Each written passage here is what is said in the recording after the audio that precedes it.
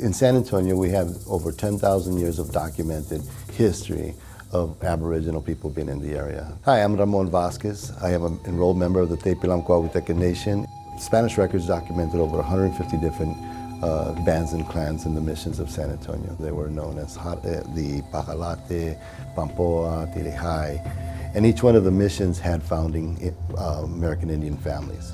All these families were considered or called Coahuiltecan by the Spanish because they were linked together linguistically. One of the corrections that we're trying to make here is that history has called our people here as hunters and gatherers, people that just roamed aimlessly. But the reality, they were actually ancient migratory people, and they moved in migratory ways, just like the animals and the birds. The one thing that's significant is that they always returned home. This was their home. They had a sophisticated knowledge of how to cultivate the land here for their food, and then also how to use the celestial information for their livelihood. In 1690, when the Spanish started arriving, they were in a rancheria, a village of 2,000 payaya right here close to downtown. The missionaries didn't show the natives how to farm. Natives showed natives how to farm. My name is Mickey Killian. I am an elder with the Coahuiltecan Nation. My ancestors have been here in San Antonio recorded history since the 1750s. Each mission was like a little company on its own. It had its own farms and cattle and so forth. The natives built these missions with their blood, sweat, and tears. They were the labor force. Not only that, they also became the craftsmen, whether it was masonry or blacksmithing, even horsemanship. The first one was San Antonio de Valero, which was 1718. The second one was 1720. Mission San Jose. The three ones that came later were San Juan Capistrano, San Francisco de la Espada, and Nuestra Señora de la Purísima Concepción. The missions, all the churches have cemeteries. Specifically at the Alamo, there's over 1,000 people recorded buried there, and 70% of the burials have been documented to be of the Coahuiltecan people. Antonio Jimenez was a native. We believe Gregorio Esparza was also native.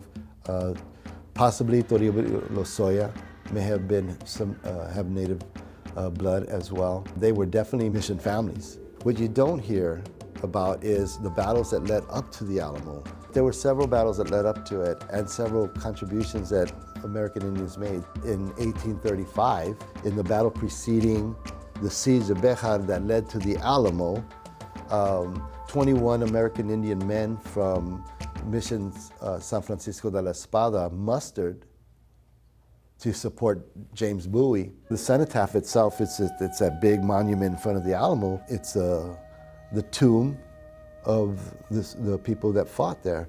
There's a sign that says that this is an empty tomb, paying homage to the people who fought and died here.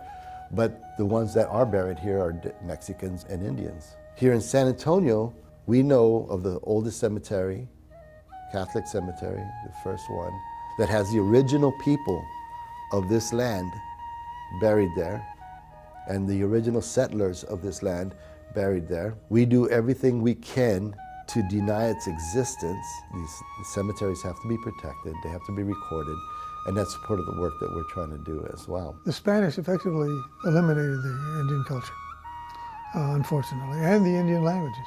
What we're doing today is trying to resurrect or reintroduce some of those things. I was born in 1941. By that time, my mother's family had assimilated into the Mexican-American community. Initially, through genealogy, trying to research my Spanish heritage, I ran across the fact that my ancestors were actually Native Americans. We actually intentionally go out into the communities and we'll organize what we call History Harvest. We'll bring the families together, ask them to bring their stories, ask them to bring their family artifacts. We document them, document the histories, and then provide quality scans of their photos for their families, and then we maintain the archives here. I always knew that I was Native American because my maternal grandmother told me that I was. But In San Antonio, my family was trying so hard to assimilate. They never, ever spoke about being Native American. This is my grandmother, Celia Romero. This is her brother, Felix. This was her oldest nephew. And this is her mother. We found that the earliest document that mentions my family's name is 1759. I'm probably going to get a little emotional that the footprints of my ancestors back to 1759 were the same place where my daughter and I now walk. It's overwhelming because I still live in that neighborhood. I still go to church there. And that is where my people began. There's probably 100,000 people from the San Antonio missions that are descendants of those people. And they're still here. We were never removed from our lands.